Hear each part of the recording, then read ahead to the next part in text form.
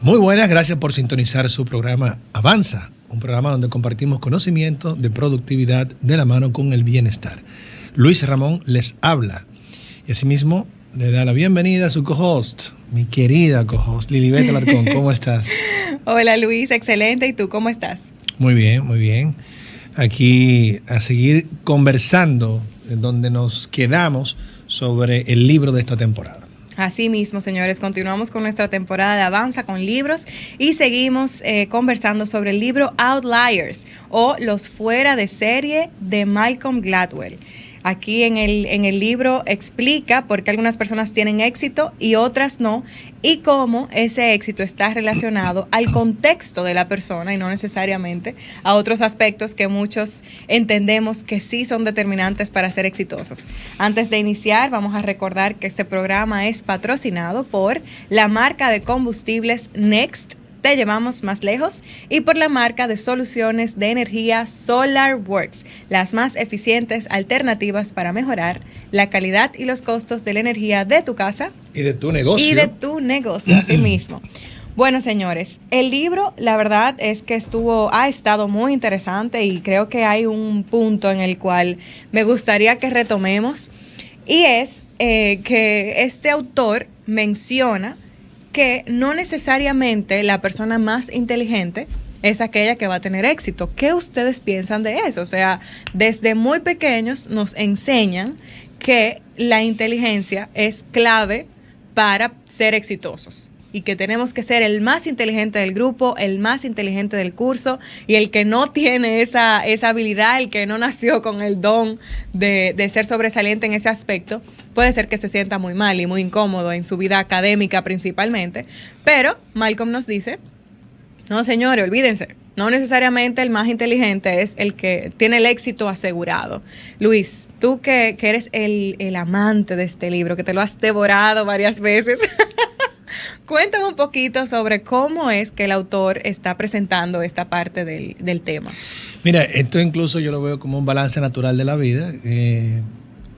Existe lo que se llama la inteligencia práctica, que es la que se va adquiriendo, y bueno, está la inteligencia analítica, que es con la cual se nace. Entonces muchas personas que tienen esa, desde que tienen 6 meses ya pueden hablar, así como Christopher Langan, y personas pues que simplemente la van adquiriendo y llegan a ser unos monstruos literalmente, o sea, en la práctica. Y se ha demostrado que es la práctica la que más se relaciona con el éxito, no necesariamente la analítica. Hay personas que la tienen las dos. La práctica hace al maestro. La práctica hace al maestro, exactamente. Y la práctica está compuesta en tú desarrollar, en saber cómo tú vas a decir las cosas, cuándo, en qué momento, en qué escenario. Es en el cómo. En el cómo. Hay personas que tienen muy desarrollado el cómo. Señora, aquí no estamos hablando de universidad. Aquí estamos hablando de una formación totalmente integral que vamos todos adquiriendo, y hay personas que tocan ciertos puntos que le logra desarrollar mucho esta inteligencia práctica, porque es totalmente integral. Y dentro de esto, lo que más peso tiene, según las investigaciones que hemos visto, es el entorno y la formación familiar. O sea, las dos cosas. Uno puede tener más que otro, pero estas son las cosas más importantes.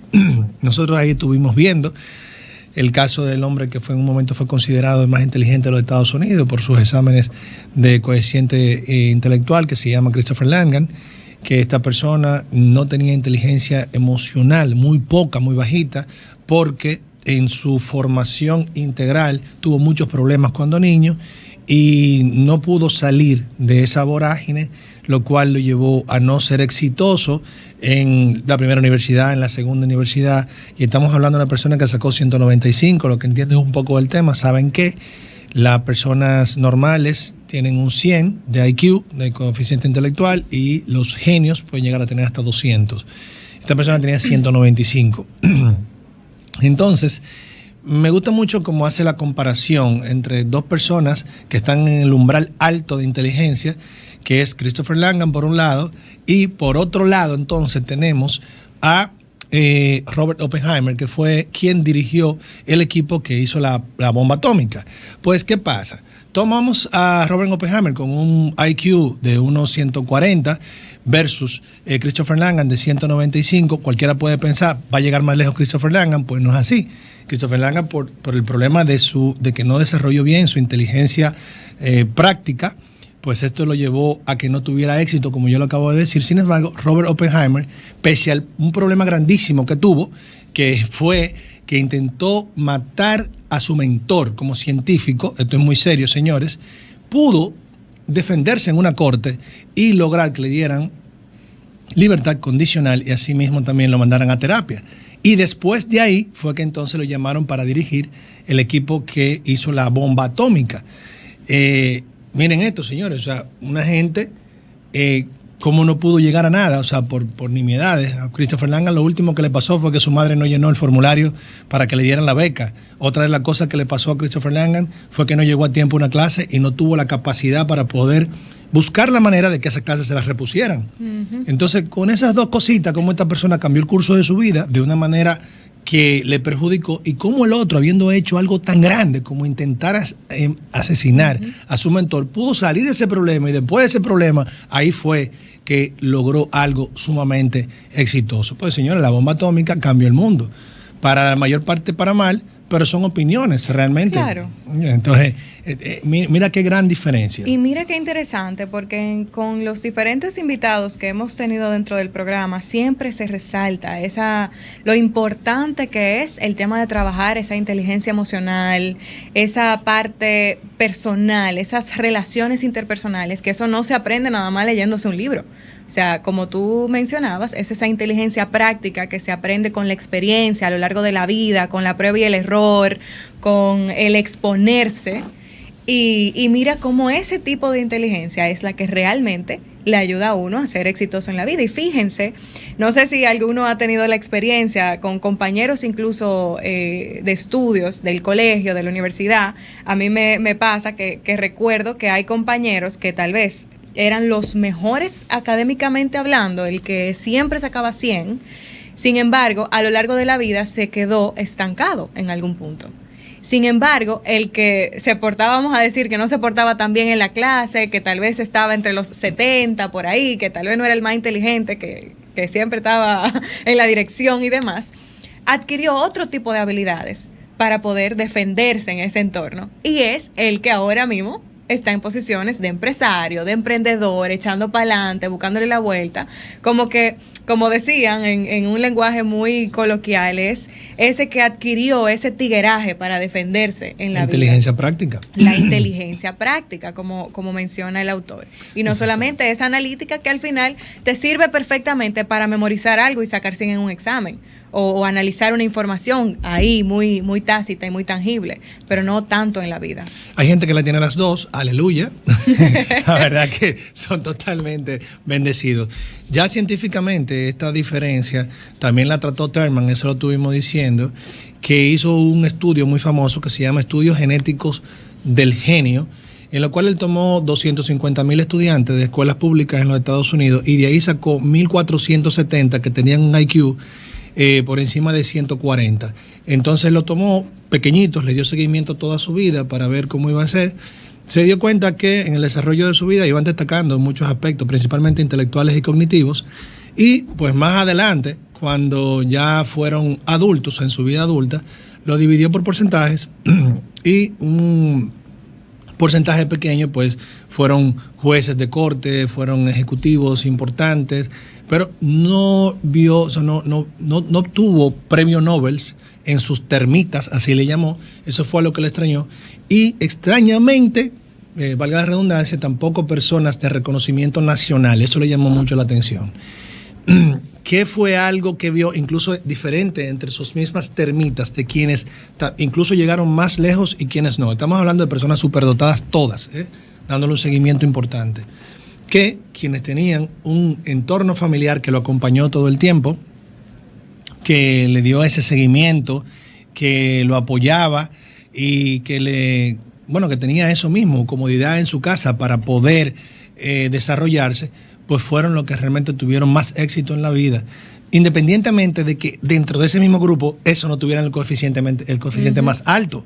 No, lo que más valió fue lo otro, esa educación integral completa, señores. Y el entorno familiar es sumamente clave, exactamente. Bueno, eso ahí fue que nos quedamos en el último tema del episodio pasado. Bueno, pues entonces seguimos con la parte 2. Sí, seguimos. Ahí hay un punto interesante que me gustaría que nos compartas en detalle, que es unas lecciones que se mencionan en el libro, que son las lecciones de Joe Flom, que son 3 específicamente que él comparte. Entonces quizás tú pudieras indicarnos cuáles son esas 3 lecciones en específico. Así es. Mira, se habla de Joe Flom porque para Malcolm Gladwell, que es el autor de este libro, Joe Flom es el abogado más icónico de Nueva York. Quizá mucha gente no lo conozca, pero la verdad que lo que construyó económicamente en cuanto a patrimonio como firma de abogados en Nueva York fue bastante grande, extraordinario. Entonces, él dice, vamos a estudiar a Joe Flom porque es un tipo que viene de extractos pobres, viene de una familia judía donde incluso eran marginados. Sus padres fueron inmigrantes en Nueva York, arrancó de abajo y cualquiera pudiera pensar que el éxito de Flom se debe a él solo. Entonces, este mito lo que quiere también destruir este libro, señores, las cosas no se logran solo, se logran por un sinnúmero de factores, estos éxitos extraordinarios. A quien se siente exitoso, que tenga un éxito académico, un éxito empresarial, un éxito incluso dentro de como colaborador de una infraestructura, que se sienta que eso se le debe a él solo. Este libro viene a explicar, mira, eso es imposible. A nadie, ni Bill Gates, y te lo explica por qué, todas las cosas que se dieron en su momento, nadie puede decir, a mí solo que se me debe, yo me construí, este héroe lo construí yo. Entonces, claro, hay mucha gente que lo piensa. Entonces, aquí empieza a hablar de Flom para demostrar que no se formó solo. Entonces, ¿cómo? Bueno, mira, pues Flom empezó a trabajar en una firma de Nueva York haciendo algo que nadie quería hacer porque como él no pertenecía a la clase alta de Nueva York, no le iban a dar trabajo como abogado corporativo en una firma importante de ella. Entonces digo, yo voy a litigar. En ese tiempo, la gente no quería litigar.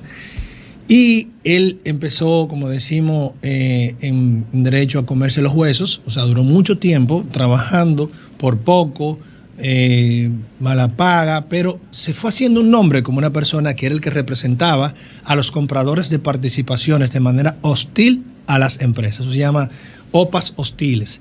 Y entonces, cada vez que alguien quería entrar a una empresa importante que se cotizara en Estados Unidos, ven, Flom, vamos a hacer que ellos vendan. Y él buscaba la manera de que vendieran. Y en eso duró mucho tiempo y se fue haciendo un nombre. ¿Qué pasa? Que por los años 80, entonces, empieza a haber muchísimo más dinero en Nueva York y las compras hostiles empiezan a ser el día a día. Pero ya Flom tenía muchas horas de vuelo en esto y estaba preparado. ¿Para qué? Para ser el principal candidato para que lo contrataran a él. Y se convirtió en el más grande.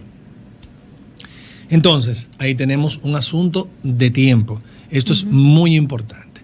Otro ejemplo también que se pone en este capítulo es la parte demográfica, o sea, la influencia de la parte demográfica. Y ahí habla de la historia del padre y el hijo, apellido Janklow, de allá mismo de Nueva York, precisamente también de origen judío. ¿Qué pasa? El padre Janklow, que se llamaba Maurice, este padre, abogado, llega a Nueva York, muy buen abogado, empieza a trabajar en una muy buena firma y parece que le va a ir muy bien, pero ahí mismo llega la depresión. La Gran Depresión de los Estados Unidos, 1929. Esta persona nació en el 1903, entonces lo agarró en una etapa productiva de su vida. Mala suerte. Los bufetes de abogados estaban cerrando en Nueva York y esta persona tuvo que sobrevivir formando familia y como dijo el hijo de él, que se llamaba Mort, dice, la depresión mató a mi padre, pero no la depresión anímica, sino la depresión económica en los Estados Unidos. Sin embargo, Mort nació en el año 1930, para cuando estaba en etapa productiva importante, pues ya había pasado la depresión, había bajado la población, o sea, no había tanta gente que había nacido, porque en Estados Unidos está muy correlacionado el nacimiento de bebé con lo económico. Bueno, en el mundo entero, pero allá se marca bastante. ¿Y qué pasó? Que este señor pudo estudiar en los mejores colegios, en las mejores universidades, al mejor precio, con pocas personas, donde quiera que quería trabajar, había trabajo porque necesitaban mano de obra. Uh-huh. Ya había pasado la depresión, lo que estaban era incentivando la economía. Y Mort, además de fundar un bufete de abogados, fundó 4 empresas y fue uno de los hombres más acaudalados económicamente de Nueva York en su momento. ¿Cuál fue la diferencia? Que uno nació en el medio de la depresión económica y el otro nació antes y lo agarró la etapa productiva de su vida en la depresión. En la parte del tiempo y la parte demográfica, yo siempre me gusta poner un ejemplo. Y es el mismo tema de los abogados. Hace 40 o 50 años, los abogados en República Dominicana no facturaban mucho dinero líquido. Podían tener casos donde podían ganar tierras y esto, pero no eran personas que ganaban mucho dinero. Eso cambió totalmente. El mundo del derecho hoy en día es un muy buen negocio, si se quiere ver de esa manera. Y mira, si una persona, un tremendo abogado, hubiera nacido como los hubo hace 40, 50 años, por más bueno que hubiera sido, no hubiera podido hacer fortunas tan grandes. Y sin embargo, ahora tenemos personas que quizás carecen de dotes intelectuales para ser buenos en lo que hacen en dicha área, haciendo un dineral. Pero fue que lo está agarrando el momento, señores. O sea, miren lo importante, antes de usted atribuírselo a usted ese éxito, usted decir, un momento, es que en qué momento estoy de la vida y en qué lugar. Señores, por algo hay pocos africanos o no hay premios Nobel. ¿Entiendes? Entonces, hay que ser más humilde en esa parte. Nos vamos a la pausa, en breve continuamos. Hoy continuamos con la temporada de Avanza con libros y seguimos viendo el libro de Los Fuera de Serie. Aquí quisiera preguntarte, Luis, hay un punto en el libro donde se menciona el tema de la cultura de honor y la influencia que tiene esto en el éxito de las personas. ¿Tú pudieras explicarnos un poquito sobre esto? Sí, cómo no. Mira, lo que viene a tratar esto es una historia, todo comienza por una historia de una problemática entre 2 familias, específicamente en Harlem, Kentucky, donde por un asunto de que unas vacas se metieron a la finca de una familia y una persona de esa familia mató unas cuantas vacas y por ahí empezó una matanza de familia a familia que duró años y terminó con la vida de muchos integrantes de ambas familias, lo cual fue emulado por otras familias y definitivamente lo hicieron un terreno hostil. Y ahí se empezó a hablar de lo que ellos entendían por cultura de honor. Y es que la gente por su honor estaba dispuesto a matarse literalmente antes que todo. Ya no eran cuestiones ni económicas, no era de honor. ¿Y de dónde venía eso? Esto formó lo que se llamó en Estados Unidos el Black Country americano, que era la parte del sur. Entonces la gente dirá, bueno, ¿qué es esto? Y es que se empezó a entender que las personas del sur eran mucho más hostiles, rápidas, agresivas, precisamente por tener una cultura de honor que las personas del norte. Y entonces el libro estudia y dice, pero ¿por qué esto? Bueno, porque la región del sur fue habitada en sus orígenes, principalmente en los Estados Unidos, por personas que venían de Escocia e Irlanda, que son quienes más ferozmente han luchado históricamente por cuestiones de honor. Uh-huh. Entonces, mira cómo esto viene arrastrándose desde cientos y cientos y cientos de años atrás. Inmigrantes llegan, se localizan en un lugar y empiezan también a vivir de esta manera. Incluso se hizo una prueba muy, muy interesante en una universidad del norte, donde habían estudiantes del sur y del norte de los Estados Unidos, y se puso una persona en un pasillo y le dijo, tú le vas a decir una mala palabra a cada uno de los varones que salga de esa aula. Entonces la persona lo hacía, le decía, fulano, no fulano, es tal cosa. Okay. Los del norte lo tomaban a broma. Y no había ningún problema. Como lo hacemos aquí. Depende de dónde estemos. Si es en el tráfico, señores, cuídense.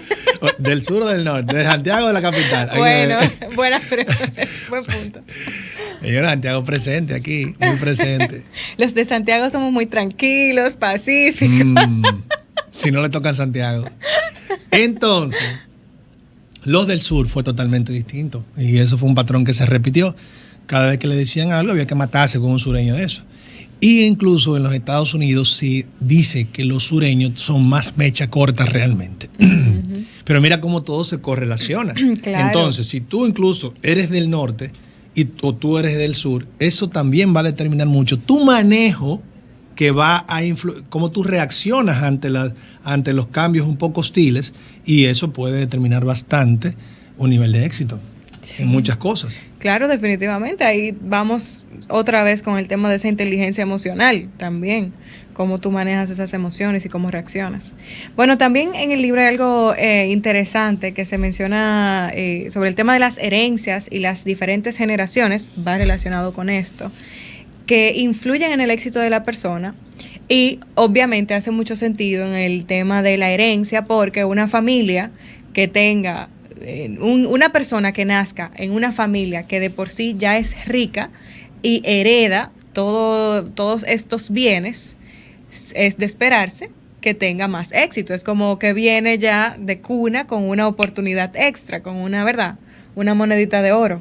Sí, el libro también revela varios estudios sobre eso mismo que comenta, en el cual te dice, mira, aquí le dimos seguimiento a familias donde los padres llevan a sus hijos a todas las clases, lo ponen en clases complementarias, en vacaciones se la pasan ocupados, los niños lo enseñan a discutir en una mesa, a no ser un sí señor, sino simplemente dígame, usted tiene derecho, opine. Incluso cuando algún profesor le ha dado una mala calificación, padres que han ido a defenderlo a la escuela y todo eso, versus padres de condiciones más desfavorecidas que no hacen nada de esto, y en vez de ayudar profundamente a los hijos, entienden que los hijos tienen que resolver todos los problemas por sí solos, lo cual tiene teorías en contra y a favor, pero como aquí este estudio demostró que los hijos de estos padres con mejores recursos tenían más oportunidades de lograr el éxito en cuanto a su desenvolvimiento, porque es que le están dando una educación integral demasiado fuerte. O sea, desde muy jóvenes. Tú puedes hablar con quien tú quieras y tú puedes conseguir lo que tú quieras. O sea, no te quedes callado, busca la manera y tira para adelante. Eso no se le fue enseñando al otro tipo de niño. Claro. Y ahí está el tema de la influencia del entorno. El entorno de un niño que tiene muchas posibilidades desde muy joven, ese niño no ve que está limitado, no entiende que no tiene la posibilidad de tener éxito y de tener las cosas que quiere y de tener todas las posibilidades a su alcance. Sin embargo, una persona que tal vez tiene menos recursos, a su alrededor, lo único que ve es que todo es difícil y que nada se consigue y que hay que pasar demasiado trabajo y que el esfuerzo es demasiado y que es imposible llegar. Entonces, es como si desde pequeños estuviéramos teniendo ese lavado de cerebro frente o a una dirección de éxito o a una dirección de fracaso seguro. Y eso, que es importante resaltar que definitivamente hay casos de personas de escasos recursos que tienen muchísimo éxito por el nivel de esfuerzo que también presentan a lo largo de su vida y que son muy perseverantes, muy resilientes. Y definitivamente hay casos de personas que han nacido en familias muy poderosas, que tienen mucho dinero, que tienen empresas y tienen de todo, y al final no llegan tampoco a nada, porque tal vez como se lo dieron todo el tiempo, nunca se interesaron por buscarlo por sí mismos, ese padre se va y ya no llegan a más. Definitivamente hay casos, pero creo que es muy válido, estoy muy de acuerdo con el autor cuando menciona el tema de, por ejemplo, lo de las 10.000 horas, que ahí definitivamente queda plasmado el tema del esfuerzo. O sea, si yo me esfuerzo, si yo practico, si yo hago mi parte, el éxito lo tengo asegurado, ¿verdad? Sí. Mira, eso que mencionas fue algo tan demostrado, la diferencia que hay entre las personas que no tienen ese apoyo integral de la familia, que en Nueva York se formó, hay una escuela, más adelante voy a encontrar el nombre, que ya se ha multiplicado en más de 50 lugares, que dijo, mira, vamos a agarrar personas, familias de escasos recursos y vamos a darle clases como si estuvieran en un intensivo o más de una vida educacional integral de una familia acomodada. Aquí se va a entrar más temprano, se va a salir más tarde. Aquí los veranos no van a ser de 3 meses. Aquí todo eso fue estudiado. ¿Por qué? Porque decían, esta persona tenemos que sacarla de la pobreza. Porque se demostró que en el verano los hijos de las familias más acomodadas venían demasiado robustos en aprendizaje porque el verano se aprovechaba en muchísimas cosas que eran formativas. Sin embargo, los hijos de la familia más desfavorecida venían con una gran desventaja, ¿no? Por esto hay que acortarlo. En Estados Unidos los días de clase rondan los 180 días y hay una crítica. Pues dicen, pero ¿y por qué tanto tiempo de vacaciones, 3 meses? Incluso en lugares como Japón, el tiempo promedio son 243 días de clase. Entonces es muy poco las vacaciones, porque entienden que en ese periodo de vacaciones es peligroso. Pero ¿quiénes lo aprovechan en los lugares donde ese periodo de vacaciones es tan largo? Los que están mejor económicamente, claro, que están haciendo cosas que son formativas integralmente. Entonces, esa brecha está estudiada, está demostrada, y por eso se han inventado esta técnica en Nueva York, que incluso más adelante voy a decir cuál es la escuela. O sea, es un tiempo que lo pierden, o sea, lo pierde el estudiante. Claro. Y es sumamente importante, o sea, mientras más tiempo tenemos un estudiante recibiendo la clase, recibiendo la repetición de las cosas, recibiendo la práctica, o sea, y que te lo pongan a tocar un instrumento, que te lo pongan a hacer un deporte. Y todos los campamentos, toda la cosa. Claro. Y ahí, pues naturalmente que tú vas sacando una persona, primero que se va a formar en la cultura del esfuerzo, totalmente, que no está esperando, no, hay que salir huyendo de vacaciones porque son 3 meses. No, la cultura del esfuerzo continuo, esto no se para. Esto no se para. Y lo segundo, una persona que está demasiado motivado cognitivamente, todo el tiempo, motivado cognitivamente.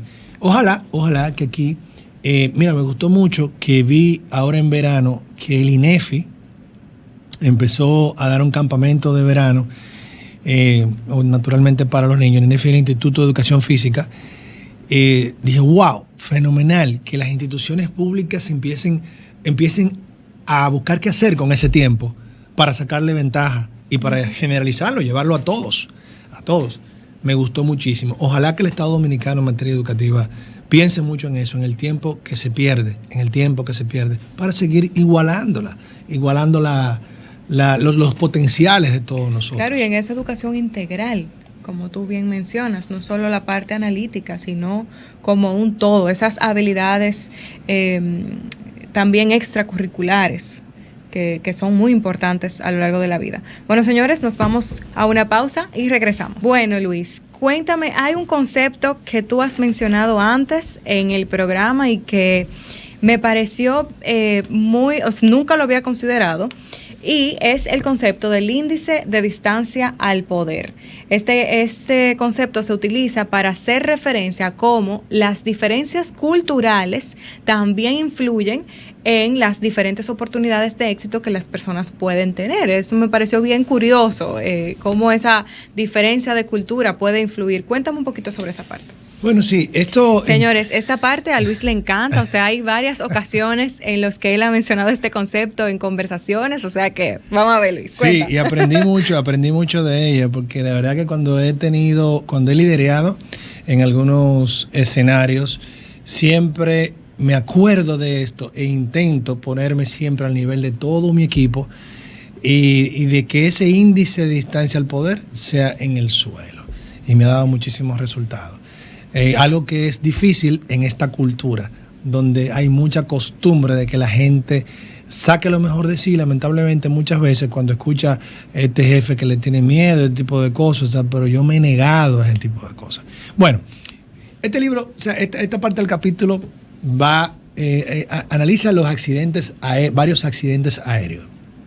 Yo creo que ustedes sepan que hay toda una organización mundial de análisis de accidentes aéreos. Esto es muy serio. Y empiezan con la empresa Korean Air. Korean Air empieza a tener problemas desde 1982, se le caen aviones muchísimo. Y bueno, se le cayó en el 97, 2 años después.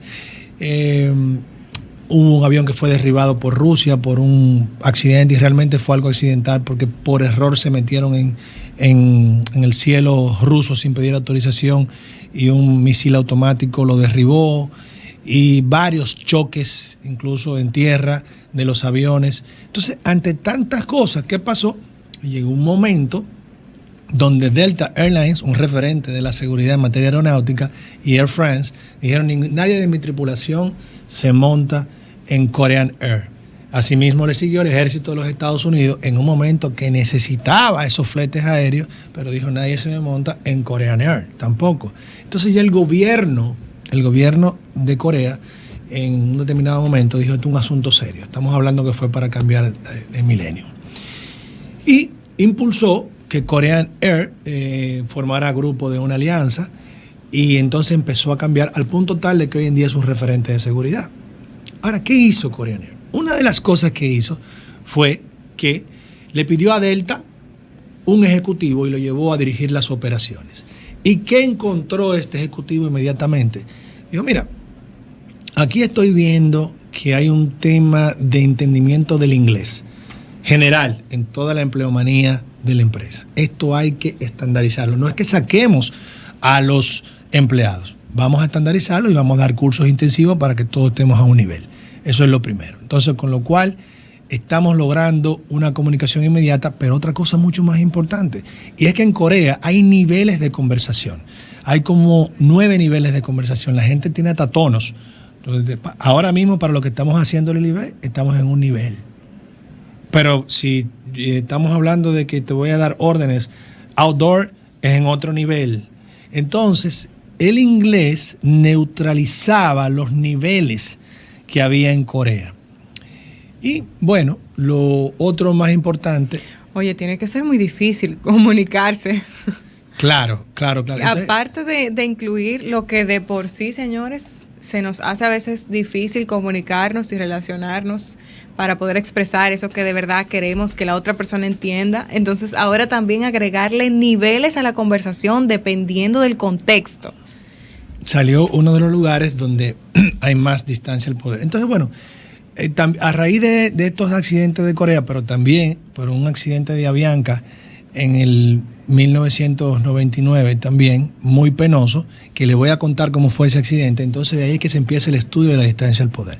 El de Avianca fue un avión que salió de Medellín, iba al John F. Kennedy, al aeropuerto John F. Kennedy. Entonces, cuando ya iba a aterrizar, el viento le cambió muy fuerte, tuvieron que acelerar mucho más, y asimismo volvió a cambiar el viento y tenían que reducir muy rápido la velocidad, pero ya estaban muy cerca de la pista. Entonces tuvieron que volver a subir, aunque estaban cerca de la pista, para volver a aterrizar. Cuando lo hacen, se ponen en cola, y entonces ahí entran un poco en pánico porque dicen: bueno, tenemos poco combustible. Entonces el copiloto era el encargado de hablar con el control de tráfico aéreo y decirle: tenemos poco combustible. El piloto le dice: dígale rápidamente que tenemos poco combustible.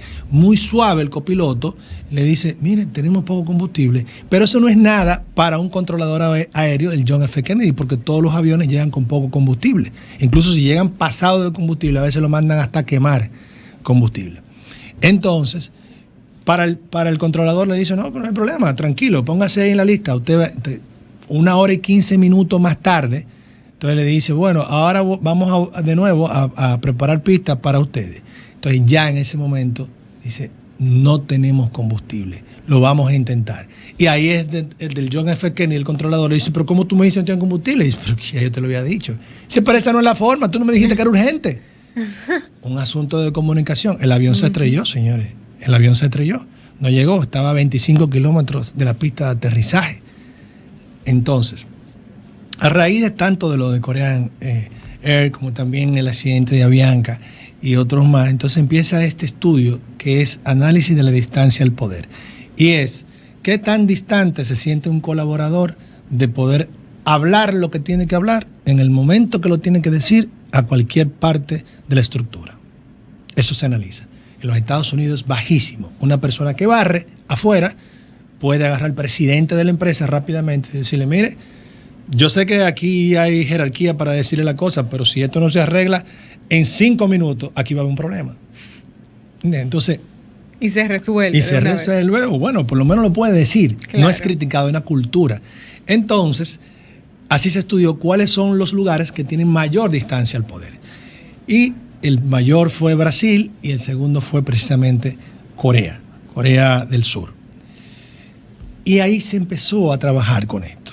No, aquí somos todo un equipo, aquí tenemos todo que hablarlo llanamente, aquí mírenme como un líder, no como un jefe, como decía Campillo, aquí tenemos que comunicar la cosa a tiempo. E incluso se empezaron a trabajar códigos para decir las cosas. Por ejemplo, al copiloto me decía, mire, usted cuando usted ve una situación, código, ya está estandarizado, porque esto se estudió y se llegó a estos acuerdos. Si usted ve que vamos al borde de un desastre, usted le dice al piloto, capitán, veo que esto va mal. Si no hay ninguna reacción, usted le dice, capitán, con todo respeto, tiene que cambiar ya. Y si no hay ninguna reacción, tiene todo el derecho de tomar el control del vuelo. Ya eso se estandarizó, porque en estos casos se vio que los accidentes eran por errores humanos previsibles, que empezaban a ver desde el mecánico de vuelo, el copiloto, y por un asunto de distancia al poder, no lo decían entre ellos. Entonces, como bien dice el libro, dice, eran errores que si tú lo tomas aisladamente no iban a causar un desastre. Incluso si lo sumaba a otro más, tal vez no. Pero cuando tú empezabas con la cadena, ese errorcito, más otro errorcito, más otro errorcito, y nadie se lo decía a nadie por un miedo, por un índice alto de distancia al poder, era lo que estaban causando los desastres en materia de aviación. Totalmente demostrado el nivel. Claro, y ese índice de distancia al poder, ese temor definitivamente reduce las oportunidades de éxito, porque en este caso el éxito era medido porque el avión aterrizara, ¿verdad?, oportunamente. No se daba ese aterrizaje oportuno porque no había la comunicación adecuada en el momento adecuado, de la manera, ¿verdad?, con la urgencia que se requería. E incluso, eso es tanto dentro de la tripulación, pero también, por ejemplo, ¿qué pasó con el de Avianca? Que el controlador aéreo le dijo muy llanamente, póngase en fila, que usted es el último, más nada. Entonces, los controladores aéreos del John F. Kennedy tienen fama de ser muy fuertes, muy groseros, mal hablados, e incluso se dan discusiones entre ellos y los pilotos. Y cuando el piloto viene de un lugar donde el índice de distancia al poder es muy alto, donde él es un dios, viene un controlador aéreo a decirle, mire, usted no está escuchando bien, baja la velocidad que usted no va ahora. Bye. O sea, cuando el tipo es un jefe en el lugar de donde viene, pero el gran jefe, un capitán de un avión, de una aeronave, de un Boeing, por ejemplo. Sí, pero como ese índice de distancia al poder es tan alto, me hablaron de una forma fuerte y ya yo me quedo callado tranquilo, porque ya me sentí mal y no te hablo. Ahí quedé. O te hablo cuando ya tenga que... Entonces, mira cómo ese choque cultural se agranda cuando el índice de distancia al poder es grande. Entonces, señores, gran aprendizaje que yo tuve y creo que todos podemos tener. Eso se aplica hasta en la familia. Claro, o sea, eso es lo interesante. Hijo, una hija que quiere decirle algo a su padre. No, espérate, aquí no hay distancia al poder. Di lo que tú quieras, espérate. A tiempo. Eso es lo interesante, cómo eso aplica en los diferentes aspectos que nosotros vivimos de manera cotidiana. En la familia, que el hijo no comentó lo que tenía que decir al padre porque le tenía miedo y al final sucede algo peor. En la misma empresa, en el trabajo, que tal vez el colaborador no le informa al líder lo que tiene que decirle y al final sucede algo peor, o al presidente de la empresa, que ahí recuerdo también algo que me parece que la misma Michelle Campillo mencionaba, que el que está en esta escalera jerárquica, ¿verdad?, que hay en la empresa, el que está abajo es el que ve todo. O sea, ese es el que tiene las manos metidas en la masa y que ve todo en el día a día. El presidente, el CEO de la empresa, tal vez no está tan involucrado con lo que sucede dentro de la empresa al dedillo, ¿verdad? Y hay una información que esa persona que está debajo en ese nivel jerárquico tiene, que el presidente no.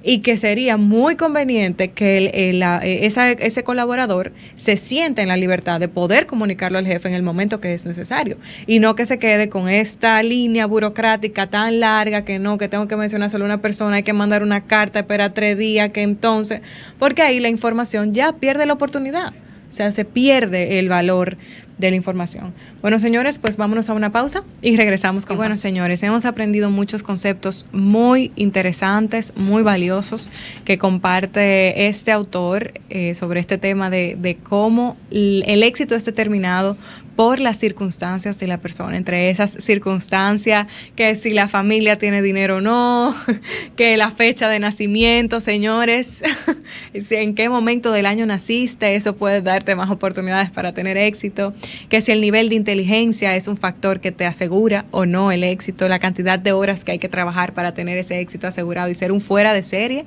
Bueno, muchísimos conceptos que la verdad es interesante poderlos explorar. Lilibet, y escúchame que te interrumpa, yo creo que esto es algo que no solamente debemos pensarlo para los fuera de serie, sino para todos nosotros, porque en cierta medida todos nosotros hemos sido muy afortunados por muchas cosas que están detrás de nosotros que no se deben enteramente a nosotros, señores.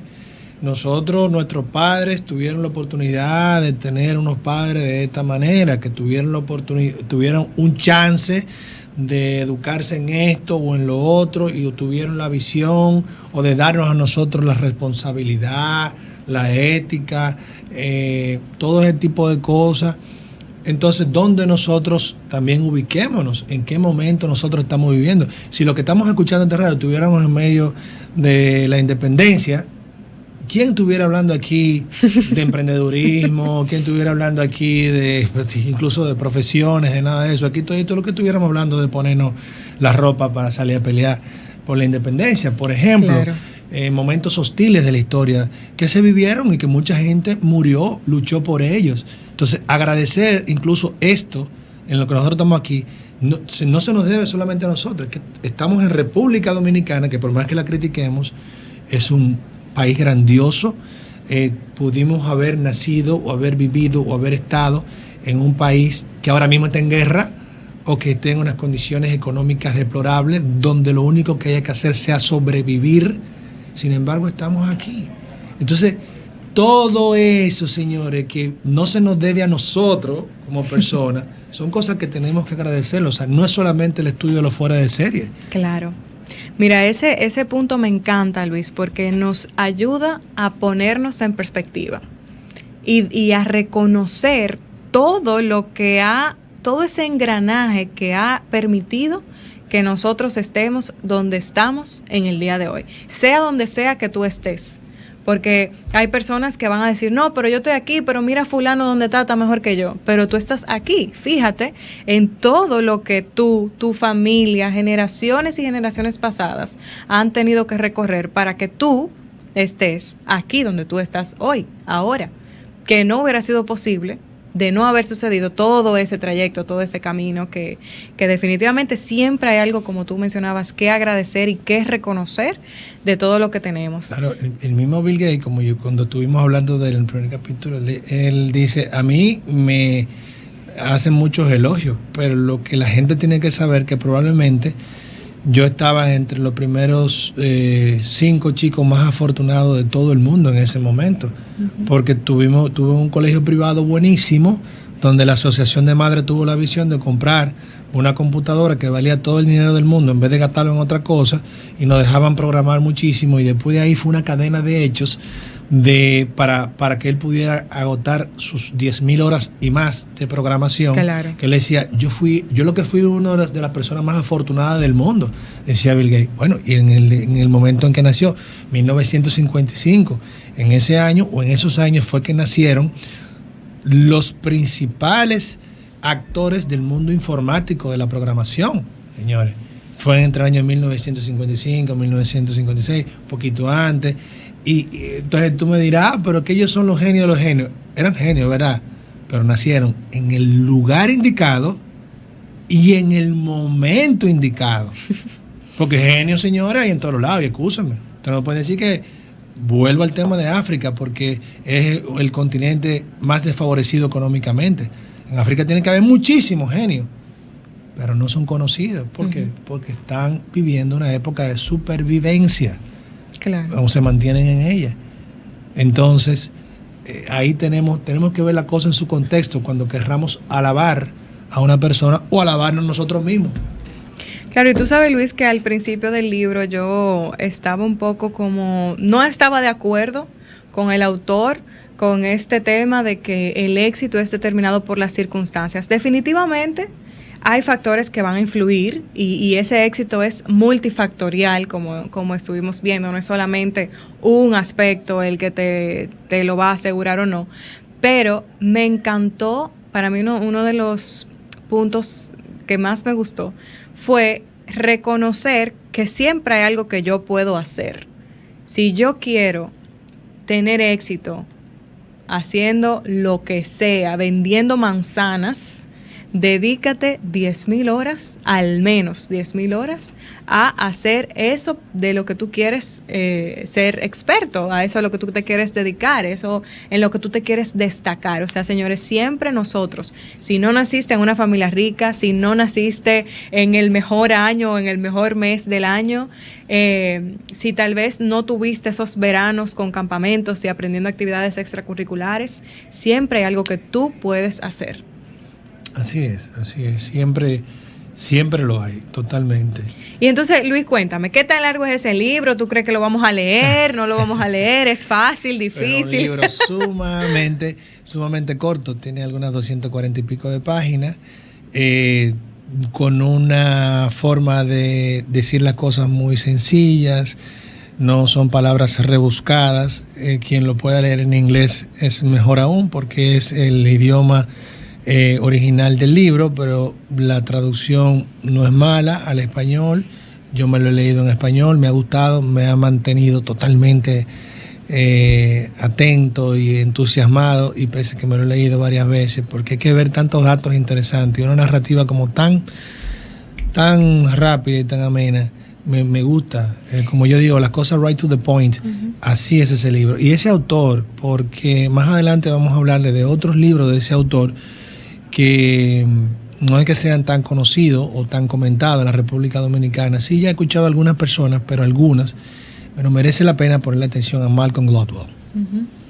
Y ahí veo que también él habla como con muchos ejemplos, mucha data dura, que eso es interesante también en este tipo de lecturas, porque a veces nos vamos al crecimiento personal y nos vamos como muy al idealismo. Y él se va muy al ejemplo, al estudio, a la investigación, que él se enfocaba mucho en esa parte. ¿Y dónde crees que las personas puedan conseguirlo? ¿Eso aparece en internet? ¿Lo puedo conseguir gratis y descargarlo? ¿Tengo que comprarlo? ¿Tienes alguna experiencia con esa parte? Claro que sí, yo lo he regalado como 10 veces el libro.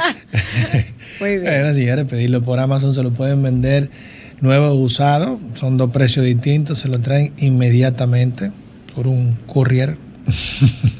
Buenísimo. Esa es una, también lo puede comprar por una de las aplicaciones y disfrutarlo virtualmente, pues en audiolibro, si lo quiere. Es la verdad que un bestseller y merece mucho la pena comenzar con Malcolm Gladwell, comenzar con ese. Y lo que me gusta, una de las cosas que más me gusta es que el 80% del libro es basado en investigación. Y él pone ahí todas las fuentes al final. Si usted quiere ir a la fuente, a esos estudios que son públicos, usted lo puede hacer. Y eso a mí me encanta, porque ya no es algo interpretativo, subjetivo. No, bueno, para que yo soy así, o sea, incluso hasta para ver películas, a mí me gusta ver películas y series basadas en hechos reales. Claro. Como que me gusta como que cada minuto sea productivo. Show me the fact. Claro, y como pensar en algo que no pasó, a veces me inquieta. No, abogado al fin necesita los hechos tangibles, concretos. Sí, ese libro la verdad que muy, muy recomendado, señores. Tómense su tiempo, disfrútenlo, se lee sumamente rápido, compártanlo.